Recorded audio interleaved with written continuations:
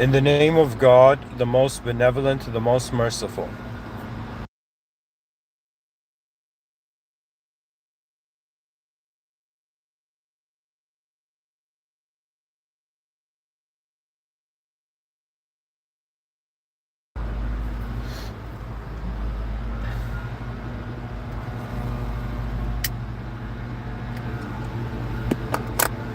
Hello, dear listeners, dear viewers. Today, for the first time, I am giving a lecture which I would consider to be a conscious, at least for me, a conscious higher order lecture.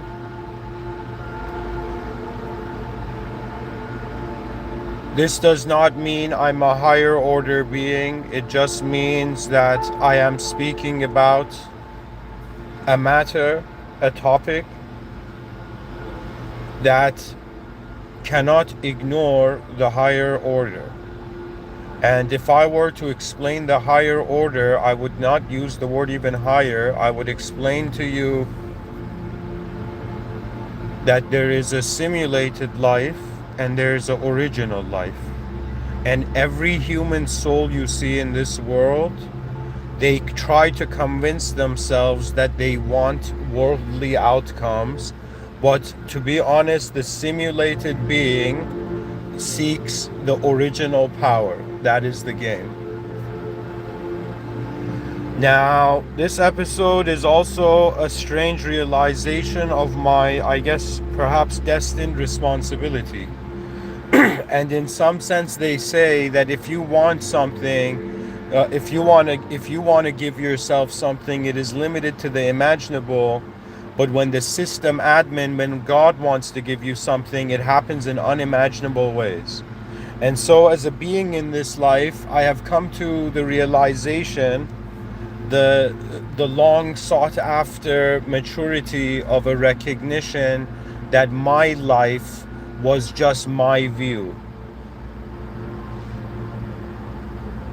and that this world, or what is present in this world, or the intelligence of reality, surpasses the limits of self-simulated meaning. That means there are some people who just want to fit in the world, and there's some people who are wondering how the world fits at all into anything.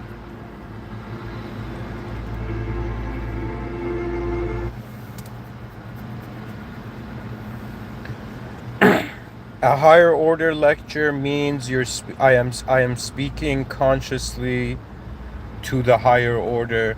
This is something very strange for me to share. It's like I'm sharing something that is in the privacy of my own inner realms to the viewers. But see, the purpose of reality is not what I like, what you like. It is the more important matter at hand. I find myself to be a being here, and I am as intelligent as the purpose I select out of my furthest reaches of awareness in this world. And so I am speaking to you not as a character in some film. I am speaking in some film of reality. I am speaking to you as if that human that understood that the human species is playing a trio game of past, present, future. Therefore, 3 levels of responsibility of being. In some sense, how did I walk in this world so far? How am I standing now? And in some sense, how will I fly in the future? We are reaching that era in human history where humanity is realizing an ideological system cannot satisfy its greater yearning for what is going on actually rather than conditionally. We are in a very important situation in reality right now. And it's not just one person says it's important, it's suddenly important. I am if they were to go and, like, if some people were to consider me as a leader, okay, and they were to compare me to other leaders in history, even though I might be one of the human beings that has probably shared like a ridiculous amount of new concepts like during my lifetime, do you know? But at the same time, I lead through the context because I was not raised confidently. I have seen people like that. If they tell me, have you seen beings that are superior than you? And I will be like, there are beings I see that life appears so easy for them, where they've either done the calculation or they are clueless. Do you understand? This world functions regardless of how smart you are, because intelligence is not measurable in a collectively changing system. Like, do you know what I mean?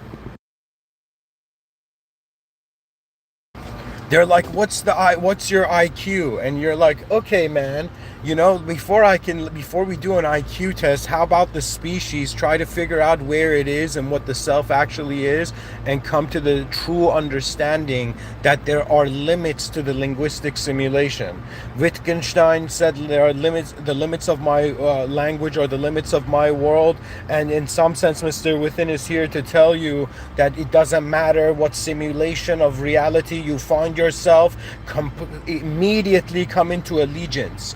So what I'm telling you is that for people, they're like, all right, man, I'm a physical biological being from the beginning of my life till its end, right? Like for 100 years here, and whatever I did, and that's it, right? They have that kind of attitude to life.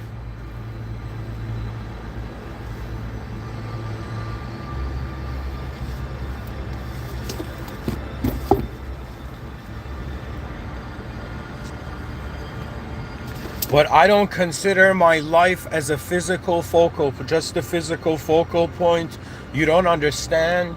More than this is a known life in a known world. This is an unknown self's opportunity to realize that the known self and the known world aren't the end of reality. It's as if, yes, we are simulated. My mere existence in this moment is a simulation. Right? And the argument for that is very obvious. I'm an atomic, existential, elemental, biological simulation. That means my free will is dependent on my body's health. Do you understand how life has been designed? It has been designed for you to quickly take responsibility for the lower levels and immediately find yourself in the higher ones. And so me as Mr. Within, I'm not some guide, I'm not some person who is in some sense, yo guys, I got the right answer, follow me, let me play an instrument and you guys follow behind me in a line. Not at all. The nature of reality is far superior than one's ego. That means, to be honest, if you looked at human species, you're like, yo man, that's what modern humanity is. It is the sophisticated functioning of the human ego. And I would be like, how lame a looping world thinks it's innovative. Do you know what I mean? That means there is a madness. How can I tell you? It's like why aren't people getting angry at the past? Most people, like some people I've seen in human dialogue, usually psychologically, they're like, yo man, in the past you did this, in the past you said this. And I'm like, guys, we can go so far back before, where in the past they didn't say anything because they hadn't invented language yet. Do you know what I mean? I mean, meaning of course existed prior to language. Do you know what I mean? Noam Chomsky would agree to this.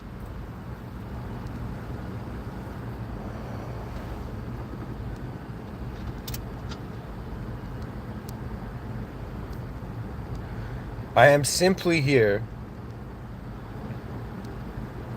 to honestly be a little selfish in this episode too. And I will explain to you my selfishness.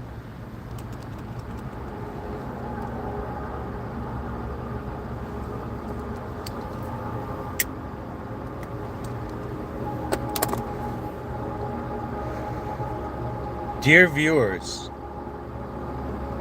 based on the depth of what we are, we have access to the depth of reality. Now, the modern mind, like, I empathize. Like, it's not like I'm so, so it's like I'm some dude who's just seen visions of the future, in my inner realms, and I'm like, yo man, we don't have time. I don't care anything about 2025 when I've seen what 3025 looks like, for example. But that is not the case, because I have a heartbeat, because I understand the human vulnerability, because I understand, yes, it is one human civilization. Do you know every human experiences it differently? Do you know? And to be honest, the more individual you are, the more you are judged in contrast to anything else. That means it's like the person, it's like, do you know what I mean? It's like you're individual to a tree. That's why you call that, let's say, object a tree. But if you were a tree, you wouldn't be able to call yourself. Do you understand what I'm saying? There's an ability. The way the dynamic is set up is that the moment you wake up in the morning, you're calculating. There's an external calculation to the day, right? And you're in some sense becoming acquainted with physical reality, kind of like when you wake up, it's like, all right, the world's still the world, all right.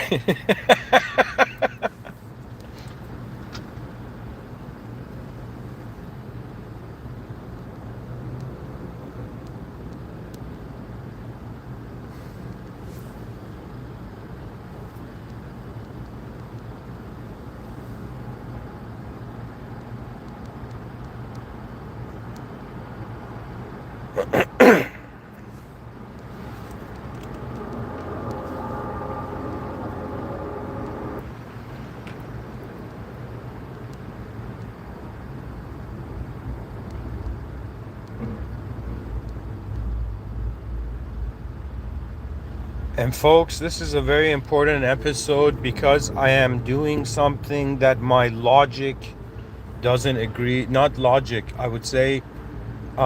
In life, it's strange. You can listen to different commands. I have this being that they are distracting us by making us think that we're free beings. I am that human in history that's saying, guys, the way they're making human beings feed on freedom is very strange. That means to feel free in a world that is so systematic and its systems inside systems is strange. The freedom has range, though. Do you understand? I find myself as a human being conscious of the nature of reality, conscious of the presence of its existential design, at some point being like, yo man, it doesn't matter what power level, what economical class, what status and power. Do you understand? They are all unknown souls in an unknown world, playing in this theater of a sort of story to reality deep down. Do you know that means there was, like, let me tell you what it is. When I was young, right, for example, cruelty to old people, right, was like the most effed up thing in my mind. Do you understand? To old people and children was like the most effed up thing in reality, you know? Do you understand? That means it's like when you have an old grandmother and, like, you know, she goes through hardship or something, like, it breaks your heart, right? So that was the thing that would break my heart. But now it's very different. It's like before I was like, my God, where am I? I'm in a bell curve of a world. We start young and then we die old. And in the middle, what was it all about? It was just arguing. Is that how far civilization went? Or did advancement, or were the rays of advancement seen beyond the clouds of ignorance? An advanced civilization is such an advanced idea, it cannot be even personal. It's not like, yo man, I'm living for my advanced civilization. Not at all. We are reaching that era where responsibility levels are increasing, and because human archetypes are looping, right now we're in this weird vibe in 2025 where there's new situations in reality, but there are not new personalities expressed on the global space. Do you understand? Let me tell you what the human ego has been freeing itself globally, externally. Do you understand? The idea of man has been trying to define itself by its future, but unfortunately civilization is designed so the past gives it meaning. You value yourself based on what you were, not based on who you will be. When people meet you, for example, when a person goes on a date, like, she doesn't know how great of a guy you can be. Do you know what I mean? She doesn't see the future, she sees the past, imagine. Do you know? Or people may see the future but still judge you on the past, because that is how society is speaking, and it's scary to try to go against the language system. Do you understand? For me it's very different, because I've had a sort of battle with the nature of reality in my mind as a kid, but it was not my battle. Do you understand? I don't know how to explain it. It's like the way I was positioned in this existence is that there was external freedom, but there was not internal freedom. That means I was a very internally poor person. Now, some people may ask, what does that mean, internally poor? Right? What does it mean to be internally, like within? Like, what does it mean somebody's like wealthy inside, somebody's like poor inside? Right? What does that mean? Okay? So, what that means is that, is it empty or is there content? And for most of my life, because not most, but I don't know, kind of, maybe like 1/3 of my life actually, until I snapped out of the simulation of my own belief on myself that was inaccurate. I am at that moment where I'm like, guys, there's bigger games. You know, in the future, if anybody's like, yo man, how did you advance? I'm like, because the advancement never ends. Because it is the march of a simulated species in the void towards the realization that emptiness could never exist, that the simulation is in some sense the secondary wave. There is an original being present in this room.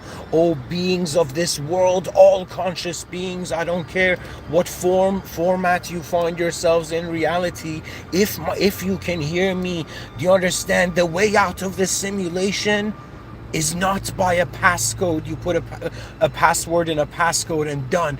I solved the equation. I figured it out. It's not a eureka like that. It is the realization that there is an administration to events beyond the human will. That means to me, it's hilarious. It's like one Earth, right? Like that's the common way of acknowledging it. Guys, we're all on Earth. Do you know what I mean? Do you know, it's one Earth. Okay? But guess what? Just like different people going on vacations to the same tourist attraction, in the same way human beings are born, and it's your attitude. Genius is found in attitude before it is externalized. To me, everybody has a different attitude. To me, do you understand? It's the positioning of the human species is like, they're like, all right, we're not going to put you in a world of clones, even though the human species is going to be able to identify itself. Like, we have enough commonality to unite, but enough differentiation to, in some sense, advance the system from different angles.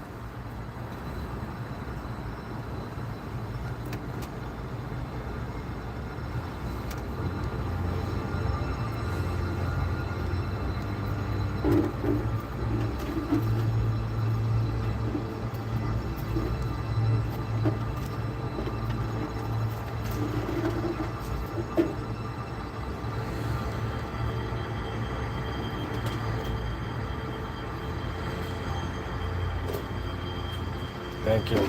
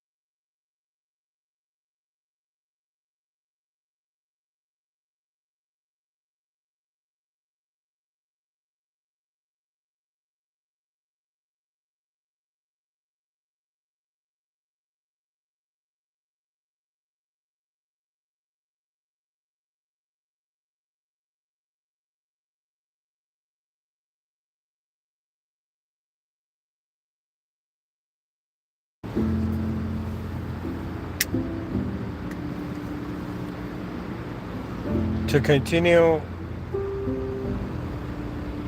sorry about the interruption, folks.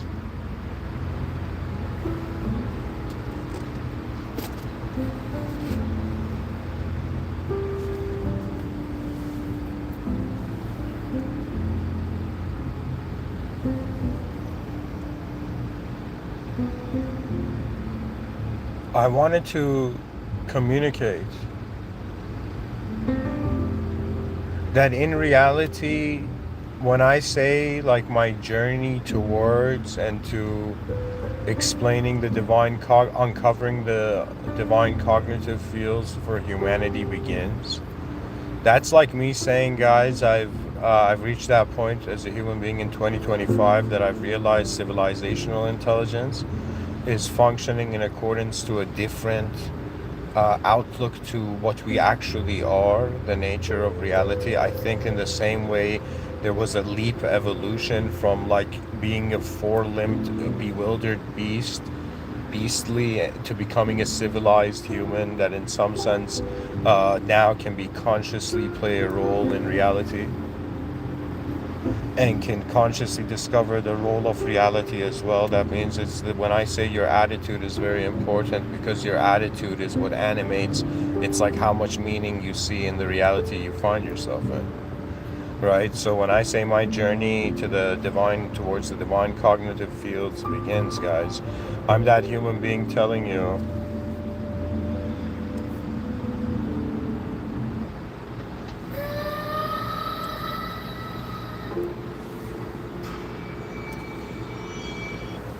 okay, I'm that human being telling you that there is something more than human personalities ruling this world, and this is the black sheep moment. It's as if, like, do you understand? It's like, imagine like a father, do you know, a husband, do you know, who had to go to war, do you know?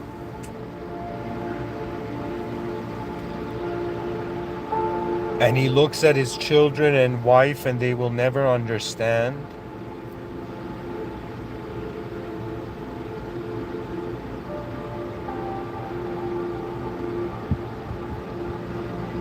For as a man, you must be the force of the moment. That person goes to war. Back in the day, you had to defend the kingdom. You had to defend what mattered to you most. And in a simulated reality, in another also simulated a civilizational, societal level of things overlaid on the existential simulation. That means over an objective simulation and over a subjective simulation, it has to be like this mode where you're like, okay, do you know, is the bodies of the species more important? Is the minds of the species more important? Or is it the heart of the species? That.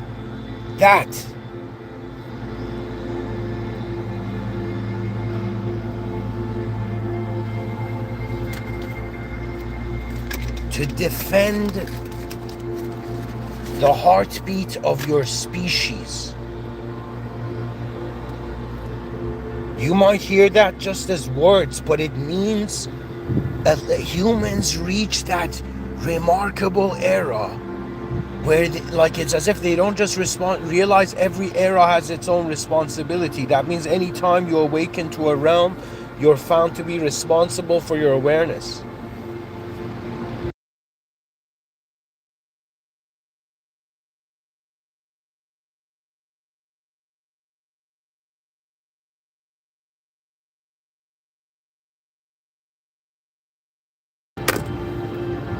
The true search for the advanced humanity, for the advancement of humanity. I don't know how else to say it. I'm saying in the same way we became aware of different ways that reality could happen, and then we went from four-limbed, bewildered, like early human to like civilized, suited up, like Wall Street human. I believe in the same way but it's now an awareness beyond the subjectivity. That means human beings living as egos.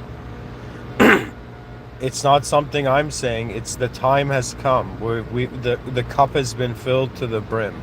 We have seen beyond the ego. Value systems beyond the ego are present in this realm. Because when it comes to the meaning of life, it's either like you give it meaning, others give it meaning. The system admin is giving all meaning, or it doesn't have meaning. Whatever it is,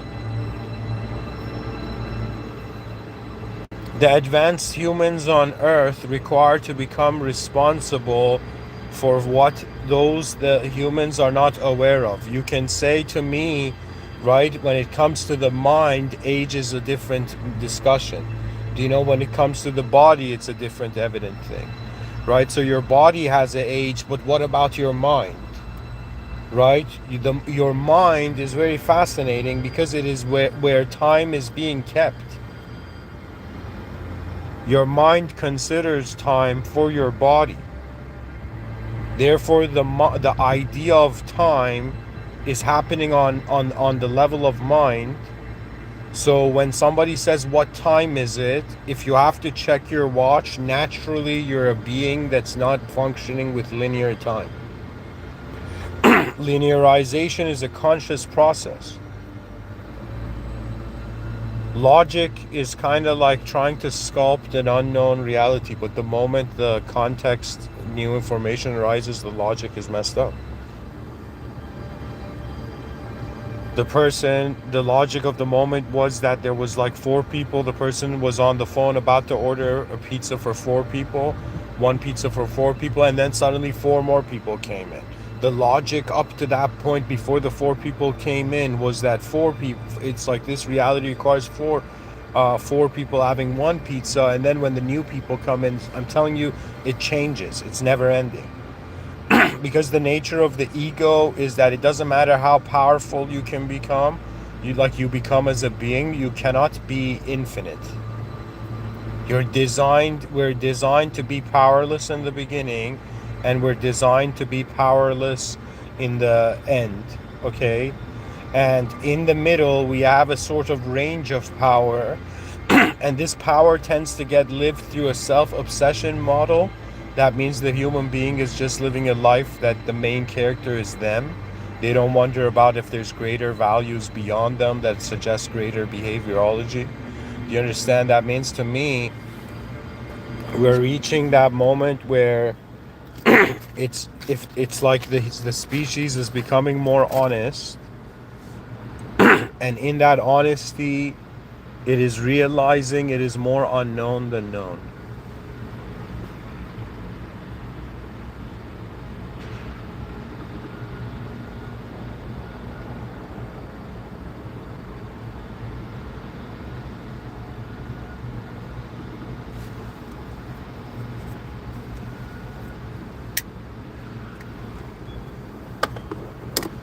I just felt like we as humans need to be responsible for our life. To me, the difference between a 5-year-old child and a 50-year-old adult is just awareness and responsibility levels.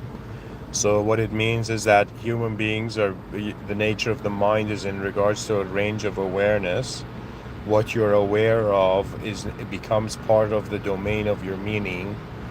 So it's about awareness, right? So that means, like, how can I tell you? Like, imagine there's a child and there's an adult, and the child sees, like, in one room something's caught on fire. In that moment, the child has to be the adult by seeing something like an emergency situation and trying to do the right thing, either trying to put out the fire or call the adult and then try to put out the fire. Do you know?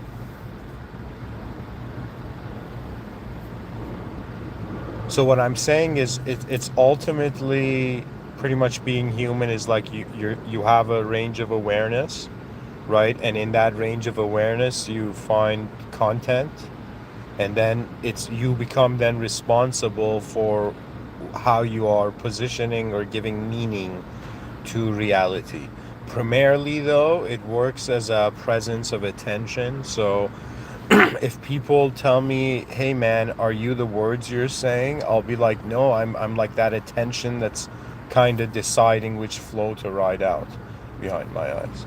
Right? Because on some level to me, I have always had this question, okay?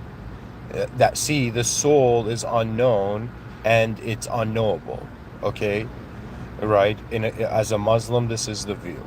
Now, and it's also the command of the system admin. That means whether how much of the soul you know is based on God's command, God's will, or in some sense, the soul is literally the divine command. It's God's command. That means you think that you think the idea of you is owning the moment, but what you are is actually an unknown life force and deep within. Like if they say what's between the ego and that unknown observer within, like that's the paying attention part.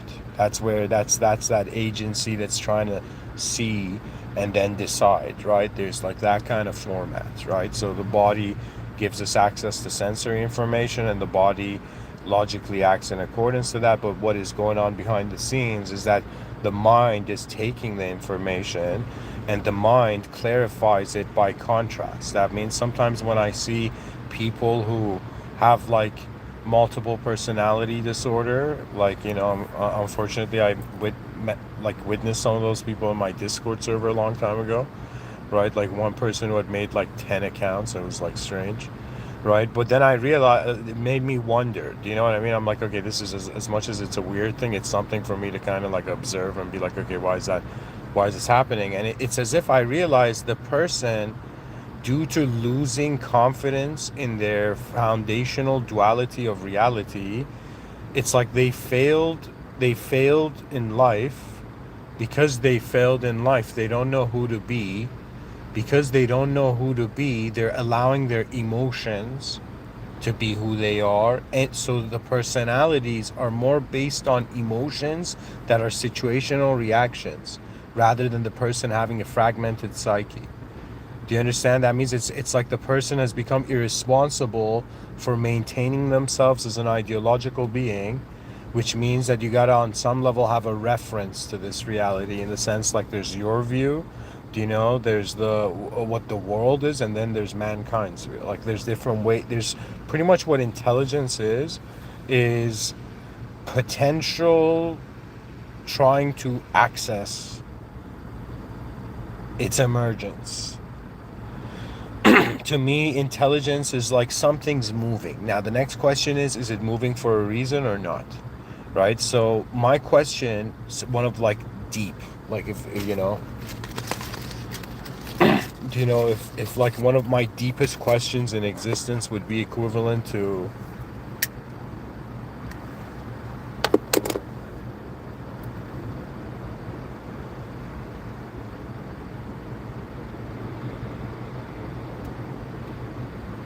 it would be in some sense where do the randomity of are thoughts random, or are they arising from a field that we tune into in accordance to like how we set the antenna or how our attention is considering the self to be a state of mind. I don't know if the viewers understand this, but I'm trying to simply say that we've been conditioned to live as ideological beings, to assign the totality of the value of our moment to the idea of ourselves. And then this idea of that means think of it this way. After your body, what's the next thing human intelligence is treating the most real, right? After the world and body, it's treating its idea of self as real. So we cannot ignore, yes, we are biological bodies, organisms, but we're also fictionally existing to ourselves behind our eyes. Why fictionally? because there's an awareness of different ways we can move before we move. So think of it this way: the key to succeeding in any game is discovering positioning and discovering context. Right? To be honest, anything can be discussed from any context. This is what they don't teach people. Right? Like I can take any subject and talk about it and connect any context to it, like Lego. Do you know? And I can take concepts and reassemble them in one context in such ways that they develop new contexts as well. Right? What I'm trying to say is that the nature of intelligence is attention presenting its own being to itself. To me, how can I tell you? It's like my whole life I was distracted by what's going to happen to me. And then I began to realize the way reality is happening is that I'm self-simulating meaning into it. Therefore, I'm giving it a meaning that others are giving differently because they have different DNA, and perhaps its true nature is a meaning beyond the meaning I've given it. Right? That means it's like imagine, like, how do I say it? It would be kind of like, I guess it would be a sort of Zen dating. Do you know what I mean? It's like the people in some sense start from a neutral value, or how should I explain it to you? It's like awareness has been conditioned to contain itself. We have been conditioned to prioritize the free will. And I'm saying, but when you see reality doesn't happen in accordance to your expectations, right? Then you discover that, okay, the model, the operating model, like the operating system you're using for your mind and subjectivity, like that can update as well. Do you know what I mean? Like it's sometimes when I pay attention to life, like right now I'm here being like, yo guys, my journey to the divine cognitive fields begins. But all that implies is that as a human being, I have observed the looping nature of human civilization, what I call civilization 1.0, current human civilization. So right now, if they told me is human civilization like living up to its potential, I'm like, nah, man. They're asking people to live up to their potential. Civilization is not living up to its potential. You know?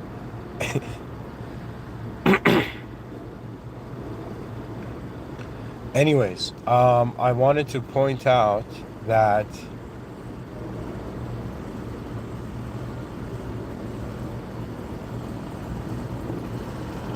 to explain the divine cognitive fields is equivalent to explaining to you a cognitive field being based on uh, an objective biological brain and neural synapses and neural networks. Do you know? That's like a cognitive field, like where if thoughts are like the sequence, if somebody communicates and we're like, oh, that's what they mean, that means they've shared a sequence of modes of reality that in some sense present that meaning. I'm trying to tell you that personality is very strange because we think it's just limited to the person, but it's not, because the mind is like an antenna, and in some sense it picks up various different types of reality, yet the attention selects to move through one. So I'm telling you that, like, to live as an ideological being, to live as if the idea of you owns you, and having civilization defined like that, they're like, yeah, man, everybody's an idea. We're all ideas in one great human story. I'm like, oh, you know, they're telling me bedtime stories. We're talking about civilizational structure and the destiny of a species here, right? And the greatest, furthest reaches of its awareness. To me, I reach this point where I'm like, well, it doesn't make sense.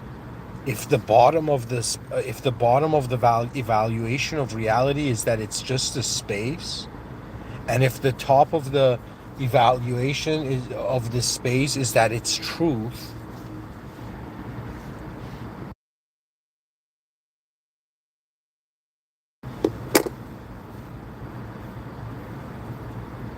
the human being is designed to be aware. It's legit, we're like an airport. Like the human species is in the middle between unconscious beastly realms, and above it are in some sense conscious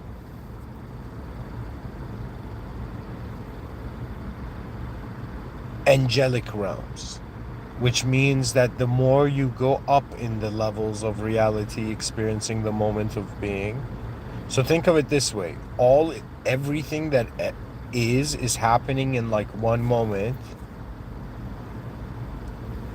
but we are happening to ourselves in our own moment. Yet all levels of reality are present within the original moment. Do you know what that means? That means at the edge, at the bottom of the universe, is an original being. Excuse me, I shouldn't say at the bottom. I don't know what word to use. I'm trying to say beyond the edge of existence, it cannot be defined as a simulation anymore.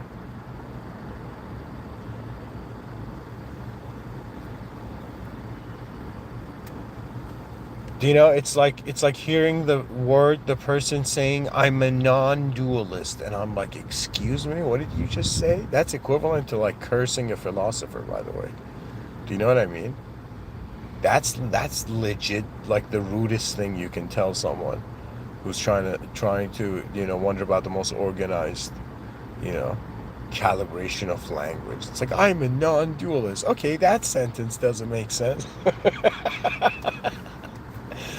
It's like I'm nothing. It's like, wait a minute, who's saying I'm nothing? There must be something there.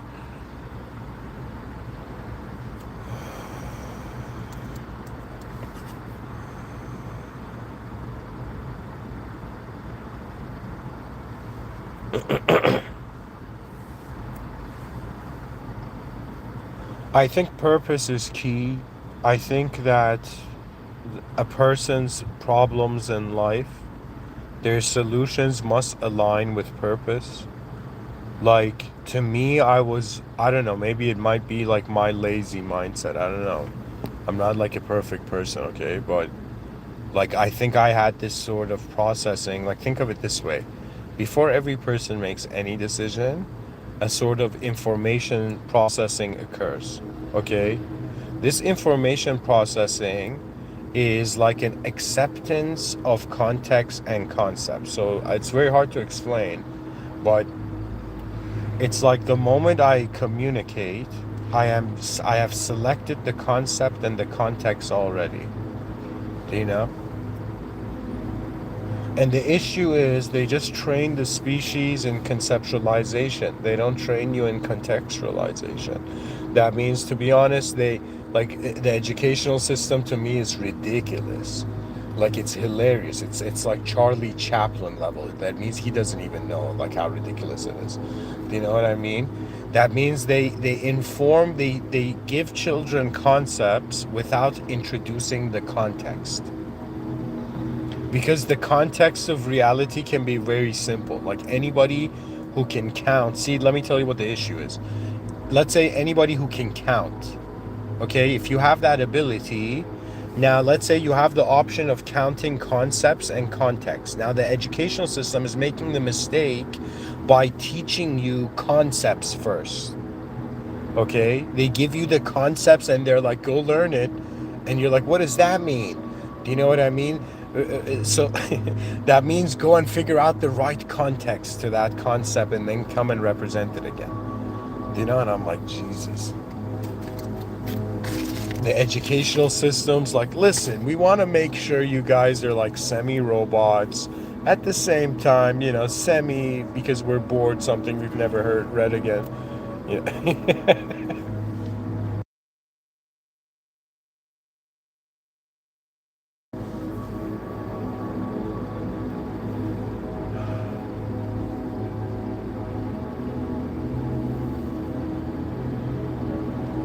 To seek the furthest edges of reality, to care for the most advanced. For me, I'm like, honestly, Honestly, guys, like I either have to start like indexing reality, which is impossible because we don't have its edge even. That means like I either have to see like how every person is living to themselves behind their eyes and then make a decision about being like, okay, what's the right human decision? Or in some sense, I have to at least trust this reality I've been given, even though I treat, how do I explain it to you? To me, human life is not the main game. I feel like this might sound strange, but we're still in the benches. We're in the sidelines. The main event is happening and it's beyond you, a human value system. Therefore, how can the human being engage the higher realms? Well, it's the realization of the nature of the restriction in the sense that it's saying, okay, below, like earth and below, you get to experience yourself as an individual. But beyond this simulated individualistic reality where you can animate as an individual, the higher realms are not like they're higher worlds for you to walk in. I wouldn't say it like that. I would say it's more about like you defining the dimensions to reality in accordance to presence, not their appearance. That means you don't say another dimension is like another landscape I gotta one day walk in, you know? It's more like, okay, what is my proximity to the original presence of truth? Because what truth is a word that is pointing to something that mankind has been looking for. But what it has been looking for is the realization that truth was present prior to the simulation. That means the moment we opened our eyes and theology was like, you're created, like it was that moment where our attention was like, okay, so what is the creator? Do you understand? To be a created being means you're designed for something, but human beings have a free will that is an awareness beyond design, and it's kind of like wondering, what is the awareness beyond design designed for, right? And the answer to that, the closest answer, at least the furthest reaches I have, grasp of it I have, is that behind this physical existential simulation, 3D simulation, is a divine command. That means existence, how moments happen, are not because like we as human beings give it interpretation. It happens because the moment has a will of its own, in the sense that to us it appears that way. To us, the world is doing something that we've been trying to understand from the beginning.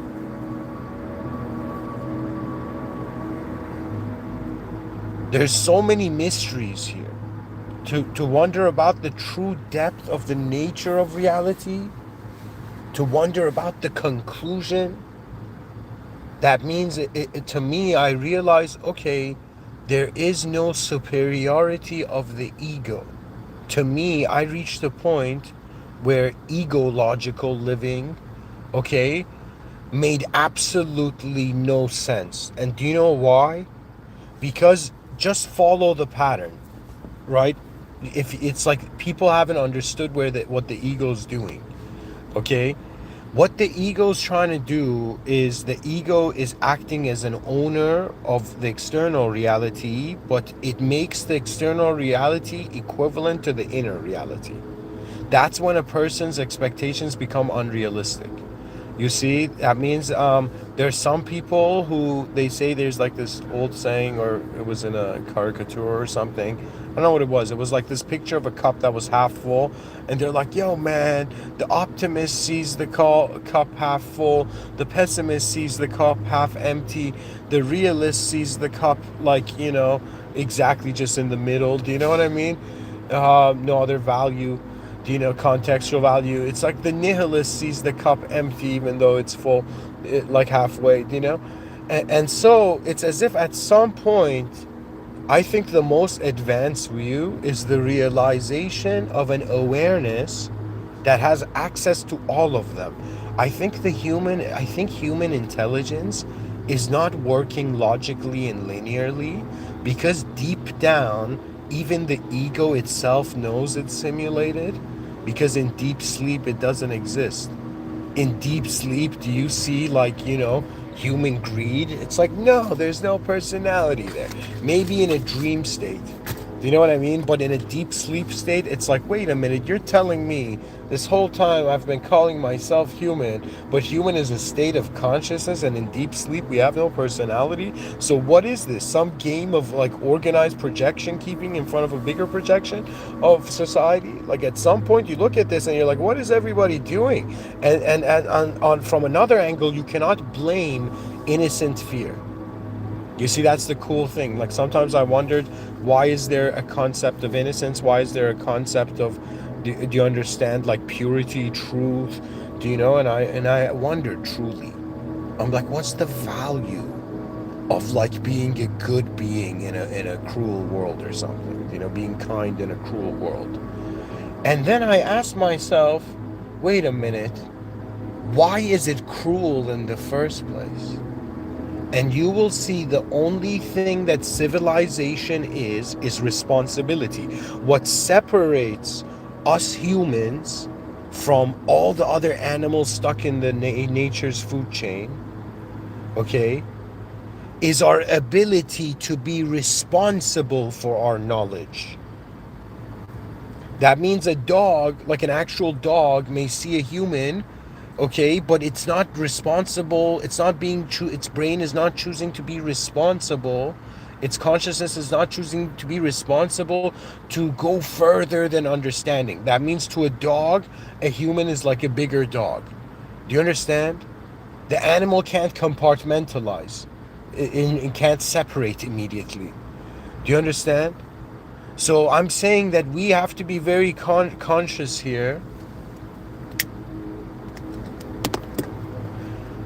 that it's like, if we were lions, would it be a lionized truth? If we were like, birds, would the truth be, would truth be just flight in an endless sky? Like, what would, do you understand what I'm saying? It's our model. We're a part of a species. We're the most advanced species on Earth. And by being the most advanced, we have the responsibility of knowing their destinies. That means to me, we're already getting an example of how we are like a higher power to animals who are the lower power, right? When in some sense, like, what do you call it? When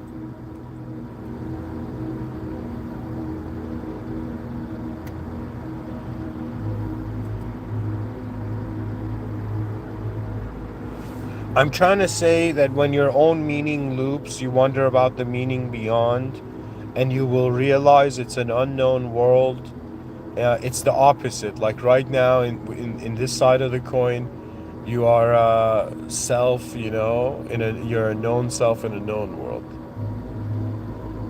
But in actuality, the known self and the known world are pretty much the best stories our ancestors could tell us, so we didn't freak out when we discovered how unknown it is.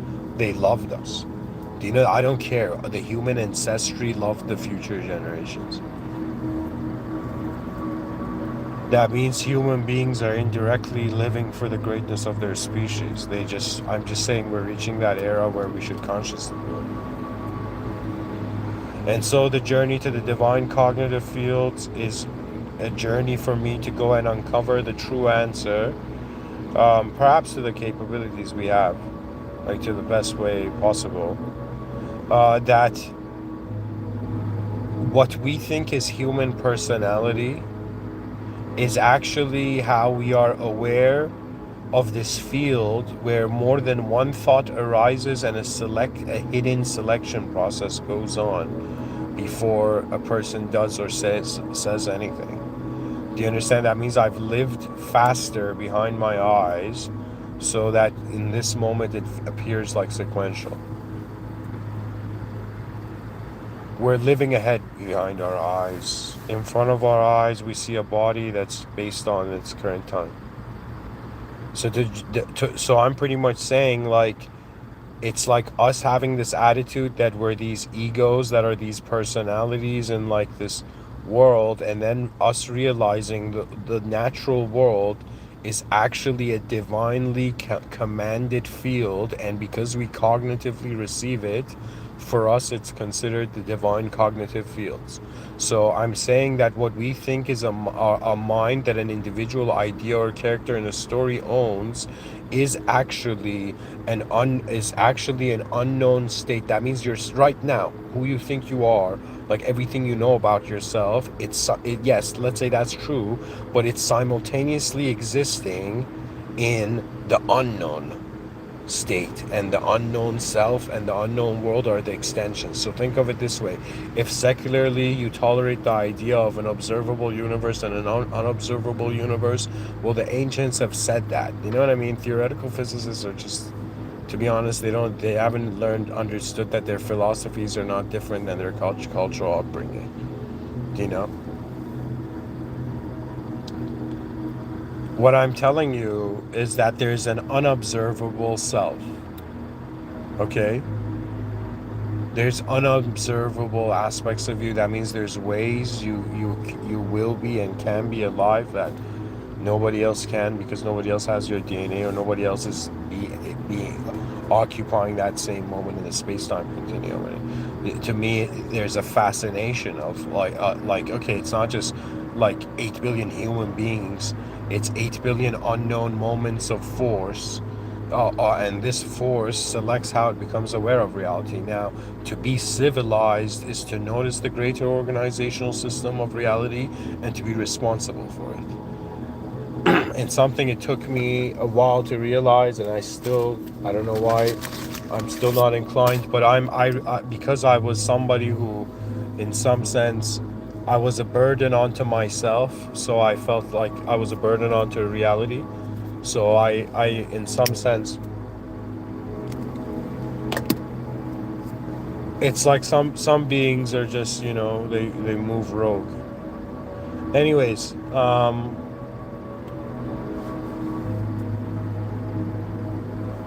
but who we truly are, we don't know. To me, the divine cognitive fields is me realizing how much of my life that I thought was my own meaning in my evaluation, and that means pretty much how much of life that I thought was my free will. In the higher planes, realizing free will was just mercy, was God's mercy. Anyways, thank you for listening. And the divine cognitive fields is not something like one person wonders about. It's just pretty much us taking too seriously, intentionally, what is going on here and what is really here. And it's more like wondering about why our minds give us access to advanced views of the future, yet we're in the present. To me, that's a clue. Consciousness is not interested in where it is interested in where it can be. The promise of where one can be, is like the ultimate motivation.